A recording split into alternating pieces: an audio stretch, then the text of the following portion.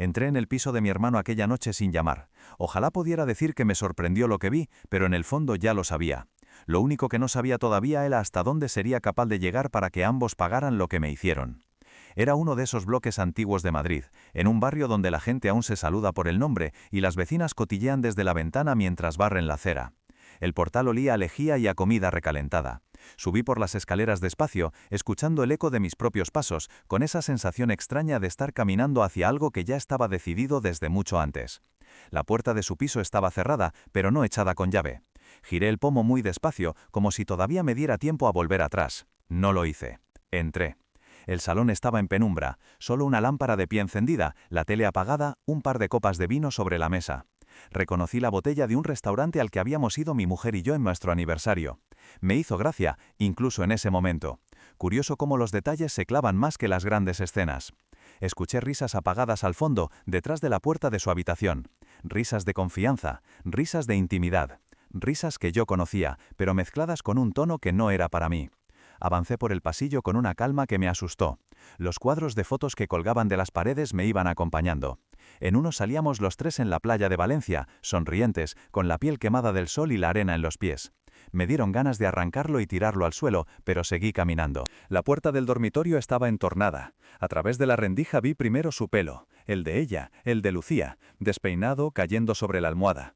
Vi su mano sobre la espalda de él, la espalda de Sergio, mi hermano, mi sangre. Se movían con una complicidad tranquila, sin prisas, como quien lleva tiempo jugando al mismo juego. Ella se reía en voz baja, él le susurraba algo que no alcancé a entender. No necesitaba más. El cuerpo lo entendió antes que la cabeza. Podría haber entrado de golpe, podría haber encendido la luz, gritado, montar una escena digna de un programa de tarde. Pero no lo hice. Me quedé quieto unos segundos, mirando justo lo suficiente para grabar aquella imagen a fuego en la memoria. No quería olvidar ni un detalle. El color de las sábanas, el ritmo de sus respiraciones, la forma en que ella apoyaba la cabeza en su pecho. Luego di un paso atrás, muy despacio, como si estuviera retrocediendo en una película, y salí del piso sin hacer ningún ruido. Al cerrar la puerta detrás de mí, el rellano se quedó en silencio. Bajé las escaleras como un autómata. No lloré, no temblé. Por dentro todo se había quedado en blanco. Ni rabia, ni tristeza, ni histeria. Una calma fría, densa, que me resultaba desconocida. Llegué al portal, empujé la puerta de cristal y salí a la calle. La noche madrileña estaba fresca. Algún coche pasaba de vez en cuando, alguien sacaba al perro, un grupo de chavales reía a lo lejos. La ciudad seguía su vida como si la mía no se hubiera roto en 1000 pedazos. Me quedé un momento apoyado en un coche aparcado, respirando hondo. No pensaba en cómo habían podido hacerme eso, pensaba en algo muy distinto, pensaba en cómo se lo iba a devolver. Conduje hasta mi piso en Carabanchel casi en piloto automático. No puse música, no encendí la radio, solo el sonido del motor y mis pensamientos, alineados por primera vez en mucho tiempo. Repasé mentalmente todas las pequeñas señales que había ignorado, las cenas canceladas a última hora, los mensajes de WhatsApp que ella recibía y respondía en el baño, las veces que Sergio había dicho que estaba cansado para quedar conmigo, pero luego colgaba fotos tomando algo en lavapiés con el móvil estratégicamente girado. Las piezas encajaban ahora con una claridad insultante. No eran descuidos, eran pistas. Yo había preferido no verlas. Eso fue lo que más me dolió, no su traición, sino mi ceguera. Cuando llegué a casa eran casi las 2 de la madrugada. El portal estaba vacío. Subí en ascensor, mirando mi reflejo en el espejo. Parecía otra persona, alguien más mayor, más serio, con una mirada distinta. Entré en el piso, nuestro piso. Olía a su colonia, a su crema hidratante, a la cena que habíamos dejado a medias. La copa de vino que había dejado en la mesa del salón seguía allí, a medio beber. La miré un momento y luego la cogí. Fui a la cocina, abrí el grifo y volqué el vino en el fregadero. El líquido rojo se deslizó por el acero como si fuera sangre. Dejé la copa boca abajo. No caí a símbolos, pero el gesto salió solo. No dormí esa noche. Me tumbé en la cama, a su lado vacío, mirando al techo. No tenía ganas de llorar, tampoco de gritar. Era como si todo se hubiera congelado. Lo que sí sentí fue algo que hacía mucho que no sentía. Determinación. Una claridad cortante. A partir de esa noche dejé de ser el marido confiado, el hermano que perdonaba todo. A partir de esa noche empecé a convertirme en otra cosa. Al amanecer me asomé a la ventana. La ciudad empezaba a despertar. El camión de la basura terminaba la ruta, un hombre paseaba al perro con la cara de sueño, los primeros autobuses ya iban llenos de gente. A esa hora, seguramente, ellos estarían dormidos, abrazados, con la falsa tranquilidad de quien cree que su secreto está a salvo. Sonreí, sin alegría. La traición te rompe, sí, pero también te despierta. Lucía llegó a casa sobre las 9. Traía el mismo abrigo que había visto tirado en el sillón de mi hermano. Lo colgó, se acercó a mí en la cocina y me dio un beso en la mejilla, como si nada. Olía a perfume caro y a noche larga. Me preguntó si había dormido bien. Le dije que sí. Me miró un segundo, como buscando algo en mi cara, y luego desvió la mirada hacia la cafetera. En ese momento tomé una decisión. No iba a montar una bronca, no iba a exigir explicaciones, no iba a ofrecerles la oportunidad de llorar, de pedir perdón, de justificar lo injustificable. Eso les habría dado demasiado poder. No. Iba a hacer algo mucho peor para ellos. Iba a dejarles vivir durante un tiempo en la comodidad de su mentira. Iba a sonreír, a hablar de cosas triviales, a seguir con la rutina. Y mientras tanto, en silencio, iba a destrozar sus vidas con una precisión que ellos nunca habían tenido. Los días siguientes se convirtieron en un espectáculo privado. Yo hacía mi papel y ellos hacían el suyo. Me convertí en observador de mi propio matrimonio. Fue casi clínico. Cada gesto de Lucía, cada mensaje que borraba rápido de la pantalla, cada cambio de humor después de mirar el móvil formaban parte de un mapa que iba dibujando en mi cabeza. Con Sergio igual. Le escribía por el grupo de la familia y tardaba horas en contestar. Decía que estaba liado con clientes, con bancos, con historias. Yo asentía en silencio. Los domingos seguíamos yendo a casa de mi madre, ese piso en Vallecas que había sido nuestro refugio de niños, con el mantel de cuadros rojos y blancos y la cazuela de cocido en el centro de la mesa. Allí nos reuníamos todos, mis tíos, mis primos, mi abuela cuando aún estaba. Mi madre no sospechaba nada, colocaba los platos con esa mezcla de cariño y costumbre que da la vida entera cuidando a otros. La primera comida de domingo después de aquella noche fue casi surrealista. Me senté frente a Sergio. Él evitaba mi mirada. Cuando por fin levantó los ojos, se los mantuve, quietos. Levanté mi copa de vino. Por la familia, dije. Hubo un murmullo de brindis, risas, alguien hizo un chiste sin gracia. Sergio chocó su copa con la mía. Sus dedos temblaban. Lucía sonrió. Solo yo sabía lo falso que era todo aquello. Era como una obra de teatro que ya conocía de memoria, pero esta vez yo era guionista y director. Por las noches, mientras Lucía dormía a mi lado, yo abría el portátil y empezaba a trabajar de verdad. No en mi trabajo, sino en el de mi hermano. Yo había sido uno de sus primeros inversores cuando abrió su agencia inmobiliaria. Le firmé papeles, avalé un préstamo, di la cara por él. Todo eso me había dado acceso a documentación, correos, cuentas. Él confiaba en mí porque yo siempre había estado ahí. Eso fue su error. Empecé a revisar todo, facturas, movimientos bancarios, contratos. Al principio parecía todo en regla, pero, como pasa con casi todos los tramposos, había detalles. Pagos duplicados, transferencias a una sociedad que no encajaba en la actividad de la empresa, facturas emitidas a nombre de clientes que yo sabía que jamás habían cerrado trato con él. No hacía falta ser inspector de Hacienda para ver que aquello olía mal. Apunté cantidades, fechas, nombres. Creé un archivo con todo. No tenía prisa. Cada noche añadía algo nuevo. Cada día observaba a Lucía y a Sergio moverse con falsa normalidad. Ellos creían que el peligro era que yo un día les sorprendiera juntos. No tenían ni idea de que el verdadero peligro era que yo no hiciera nada. Esa tranquilidad era el veneno que les estaba inoculando. A la vez fui construyendo otra parte del plan, la social. En España el qué dirán pesa más de lo que la gente admite. No basta con que alguien se equivoque, lo que destroza de verdad es que los demás se enteren. No quería hacer de esto un circo, pero sí quería que las personas adecuadas supieran quiénes eran de verdad.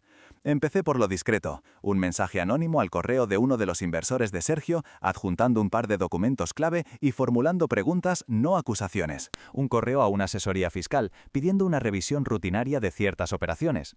2 llamadas sutiles a un par de conocidos que trabajaban en banca, deslizando dudas sobre la solvencia de la empresa. No mencioné mi nombre. No tuve que hacerlo. Los papeles hablaban solos. Con Lucía fui más fino todavía. Su empresa, una consultora en el centro de Madrid, estaba obsesionada con la imagen y con las apariencias. Sabía que un escándalo interno les hacía más daño que cualquier error de gestión. Envié un mensaje anónimo al buzón de cumplimiento interno. Un texto simple que decía que una de sus empleadas mantenía una relación inapropiada con un familiar de un cliente con el que trabajaba directamente. No mentía del todo. Jugaba con la ambigüedad. Unos días después, Lucía llegó a casa más seria de lo habitual. Dejó el bolso en el sofá y se quedó un segundo de pie, en medio del salón, como si hubiera olvidado qué tocaba hacer. ¿Todo bien en el trabajo?, le pregunté, sirviendo 2 platos de tortilla que había comprado en el bar de abajo. Sí, claro, respondió demasiado rápido. Una tontería, un correo raro que ha llegado a recursos humanos, cotilleos, nada importante. Asentí como si no le diera importancia. Por dentro supe que el primer hilo empezaba a tirar del jersey. El ambiente fue cambiando poco a poco. Sergio empezó a contestar menos en el grupo de la familia. Mi madre me preguntaba si estaba trabajando demasiado. Le dije que sí, que el sector inmobiliario estaba difícil y que andaba con 1000 cosas. Ella se preocupaba por él como siempre. Yo la dejaba hablar, porque en el fondo sabía que aquel hijo que tanto había protegido había decidido clavarme un cuchillo en la espalda. Con cada semana que pasaba, el círculo se estrechaba. La auditoría que había provocado empezó a tomar forma. Los inversores pedían explicaciones. Uno de ellos llamó a casa para preguntarme directamente si yo sabía algo. Puse la voz más confundida que pude. «Mira, a mí todo me llega por lo que me cuenta Sergio», dije. «Pero si estás preocupado, yo en tu lugar pediría una revisión. Mejor prevenir, ¿no?» Sembrar dudas en España es fácil. Solo necesitas una frase medio suelta. Lo demás lo hace la propia gente. El día que me llegó la noticia de que iban a abrirle una inspección seria, sentí una satisfacción silenciosa. No salté de alegría, no mandé mensajes celebrándolo, simplemente pensé, vale, ya está en marcha, ahora toca la otra parte. Porque mi objetivo no era solo hundir su negocio, era que los dos sintieran cómo su vida se desplomaba desde varios frentes a la vez, que entendieran que lo que habían destruido en mí no se compensaba con un simple perdón. Mientras todo esto ocurría, por fuera mi vida seguía igual. Quedaba con amigos a tomar cañas en la terraza de la esquina. Veíamos el fútbol, criticábamos al gobierno, hablábamos de la subida del alquiler. Nadie sospechaba nada. Incluso algún amigo me decía que envidiaba lo bien que se veía mi relación con Lucía, lo unido que se nos veía como familia con mi hermano. Esa ironía me habría hecho gracia en otra época. En esa, solo ampliaba la sensación de estar viviendo en un escenario. Hubo una noche especialmente reveladora. Sergio me escribió por WhatsApp. «Tío, tenemos que hablar un día de estos. Estoy hasta arriba. Necesito despejarme». Le contesté enseguida. «Cuando quieras, nos tomamos unas cañas donde siempre». Quedamos en un bar de Lavapiés un miércoles por la noche. De esos con mesas pequeñas, tapas de cortesía y ruido de fondo suficiente para que la gente cuente secretos creyendo que nadie escucha. Al verlo entrar, con la camisa arrugada y las ojeras marcadas, casi me dio pena. Casi. Habló mucho y no dijo nada. Se quejó del mercado, de la competencia, de que la gente ya no confiaba en nadie. Yo le escuché, asentí, le di palmaditas en la espalda. «Lo importante es que tú estés tranquilo», le dije. «Si has hecho las cosas bien, no tienes nada que temer». Lo vi tragar saliva. Sus ojos se desviaron un segundo hacia la televisión del bar, como si quisiera huir de mi mirada. Luego volvió a mí. «Sí, claro», murmuró. «Las cosas se han hecho bien, solo que hay envidias, ya sabes». Sabía. Sabía que había mucho más que envidias. Había mentiras firmadas, decisiones egoístas, cuentas maquilladas. Pero no era el momento de decirlo, todavía no. Cuando volví a casa esa noche, Lucía estaba en el sofá mirando una serie. Me miró con ese gesto de esposa preocupada. «¿Qué tal con Sergio?», preguntó. «Bien», respondí. «Está algo agobiado con el trabajo, pero ya sabes cómo es, se las apaña».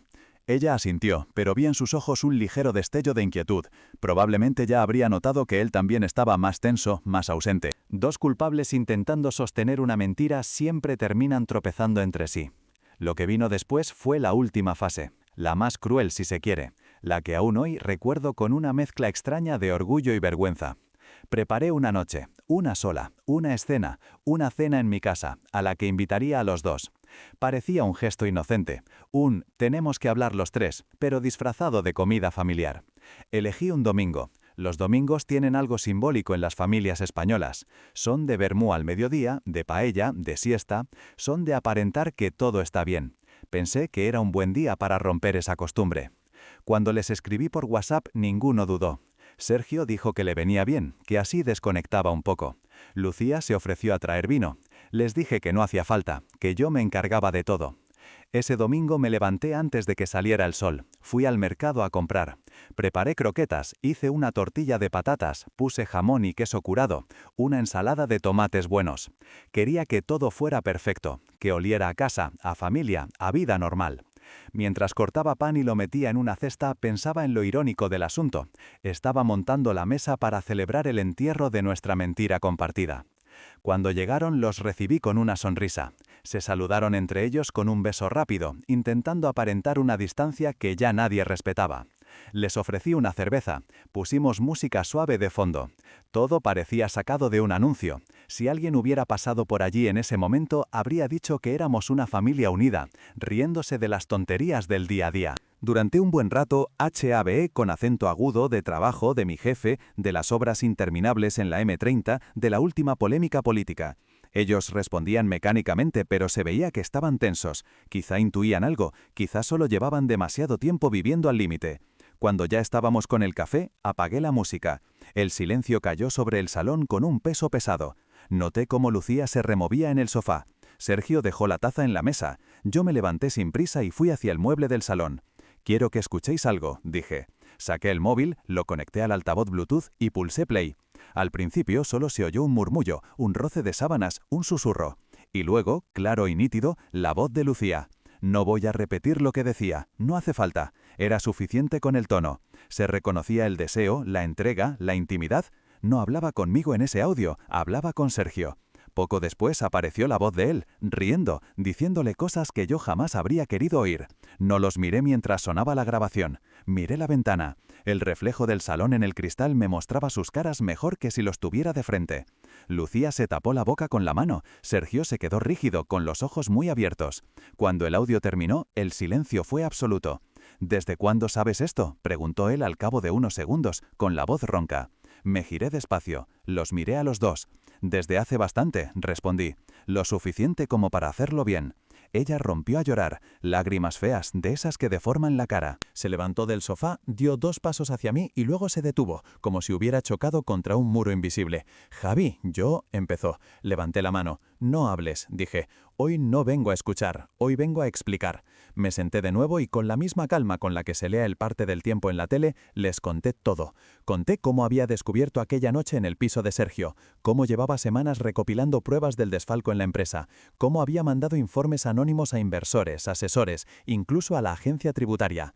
Vi a Sergio palidecer cuando mencioné el nombre de su socio principal. Supe que ese hombre ya le habría llamado. Luego miré a Lucía y le conté lo del correo a Recursos Humanos, lo de los rumores sobre su conducta, lo de las llamadas que algunos clientes habían empezado a hacer, preguntando si era cierto que su vida personal podía afectar a su trabajo.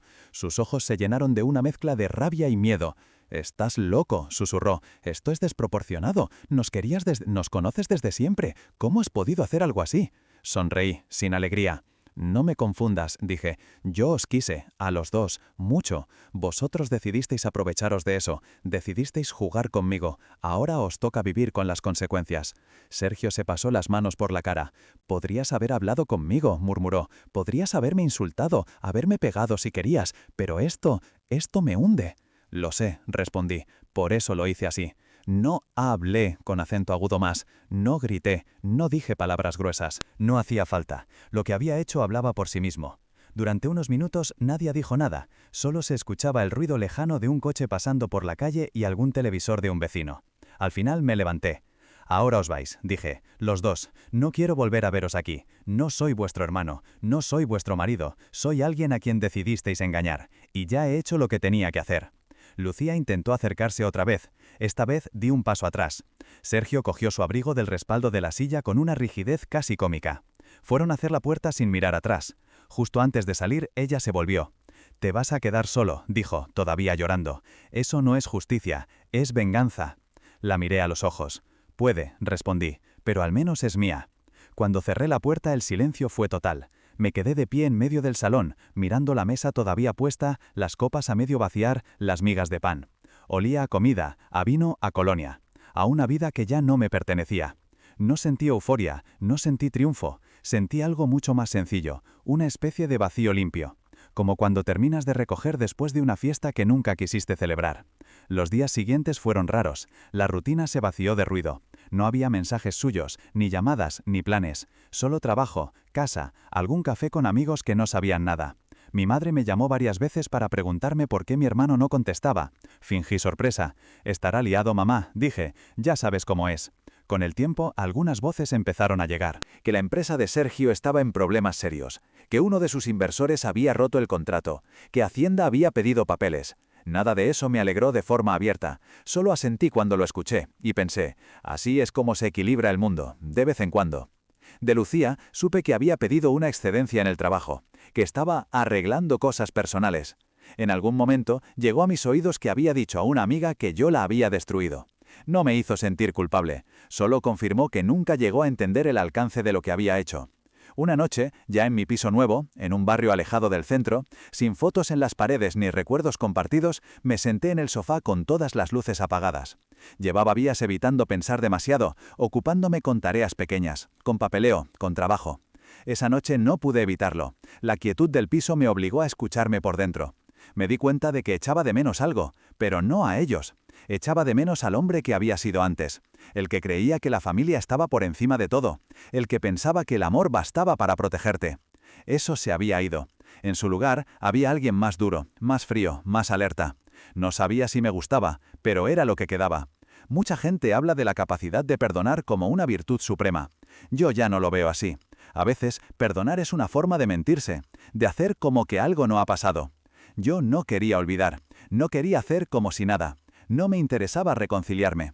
Me bastaba con haber puesto las cartas boca arriba y haber dejado que cada uno se quedara con la mano que había jugado. Alguna vez me han preguntado si me arrepiento, si volvería atrás para no hacer lo que hice.